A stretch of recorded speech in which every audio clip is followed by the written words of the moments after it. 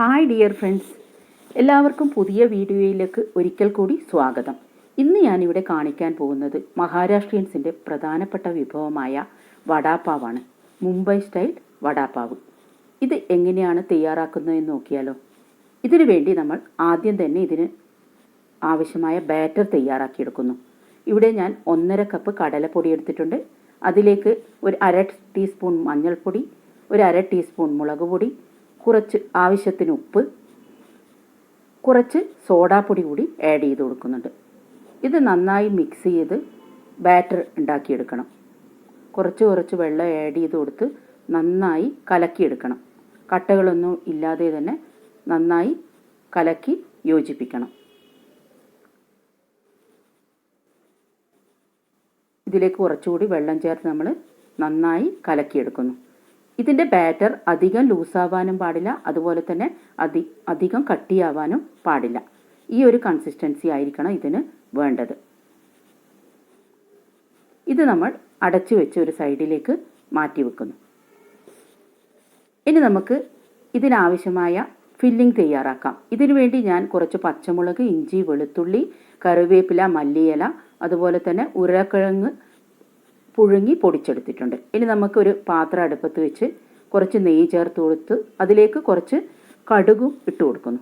കടുക് പൊട്ടിയതിന് ശേഷം നമുക്ക് പച്ചമുളക് ആഡ് ചെയ്ത് കൊടുക്കാം. അതുപോലെ തന്നെ നേരത്തെ അരിഞ്ഞു വെച്ചിരിക്കുന്ന വെളുത്തുള്ളി, ഇഞ്ചി, കറിവേപ്പില ഇതെല്ലാം ആഡ് ചെയ്ത് കൊടുത്തൊന്ന് ഇളക്കി യോജിപ്പിക്കുന്നു. വളരെ പെട്ടെന്ന് തയ്യാറാക്കിയെടുക്കാൻ പറ്റിയ ഒരു സ്വാദിഷ്ടമായ ഡിഷാണിത്. ഇതിലേക്ക് കുറച്ച് മഞ്ഞൾപ്പൊടി കൂടി ആഡ് ചെയ്ത് കൊടുക്കുന്നു. അതുപോലെ തന്നെ കുറച്ച് കായപ്പൊടി, ഹൽദി, ഹിങ് പൗഡർ കൂടി ആഡ് ചെയ്ത് കൊടുക്കുന്നു. എല്ലാം കൂടി ഒന്ന് പച്ചമണം മാറുന്നത് വരെ വഴറ്റിയെടുക്കുന്നു. ഇതിലേക്ക് നമ്മൾ നേരത്തെ ഇവിടെ ഞാൻ ഏകദേശം 4 മീഡിയം സൈസ് പൊട്ടറ്റോ ആണ് എടുത്തിട്ടുള്ളത്. അത് ഓൾറെഡി പുഴുങ്ങി പൊടിച്ചെടുത്തതാണ്. ഇതിലേക്ക് ചേർത്ത് ഒന്ന് മിക്സ് ചെയ്തെടുക്കുന്നു. മഹാരാഷ്ട്രീയൻസിൻ്റെ പ്രധാനപ്പെട്ട ഒരു ഡിഷാണിത്. അവർ ലഞ്ച്, ഡിന്നർ, ബ്രേക്ക്ഫാസ്റ്റ് ഏത് സമയത്ത് കിട്ടിയാലും ഇത് കഴിക്കാൻ ഇഷ്ടപ്പെടുന്നവരാണ്. ഇതിലേക്ക് ആവശ്യമായ ഉപ്പും ചേർത്ത് കൊടുക്കുന്നു. കുറച്ച് ഉപ്പ് അധികമുള്ളതൊക്കെ ഇതിന് വളരെ സ്വാദ് നൽകുന്നതാണ്. ഇനി ഈ ഫില്ലിംഗ് നമുക്ക് വേറൊരു പാത്രത്തിലേക്ക് മാറ്റി വെക്കാം. അത് കുറച്ച് തണുക്കാനായി അനുവദിക്കുന്നു. നേരത്തെ നമ്മൾ എടുത്തു വെച്ചിരിക്കുന്ന മല്ലിയില കൂടി ഇതിലേക്ക് ആഡ് ചെയ്ത് കൊടുക്കുന്നു. കുറച്ച് സമയം ഇത് തണുക്കാനായി മാറ്റി വെക്കാം. തണുത്തതിന് ശേഷം വീണ്ടും ബാറ്റർ ഒന്ന് കൈകൊണ്ട് മിക്സ് ചെയ്ത് കൊടുക്കുന്നു.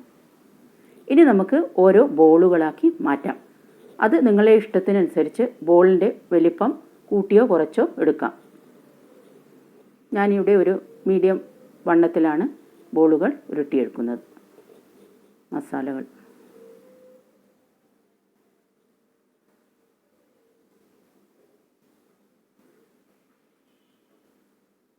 ആ ഫില്ലിങ്സൊക്കെ ഞാൻ ബോളുകളാക്കി മാറ്റിയിട്ടുണ്ട്. ഇനി നമുക്കിത് വറുത്തു കോരാം.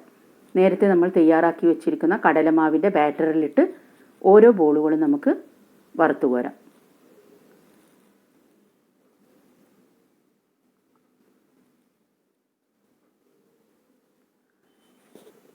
എല്ലാവരും വീഡിയോ കണ്ട് ട്രൈ ചെയ്തു, നന്നായിട്ടുണ്ട് എന്ന് ഒക്കെ എനിക്ക് കമൻറ്റ് ബോക്സിൽ കിട്ടുന്നുണ്ട്.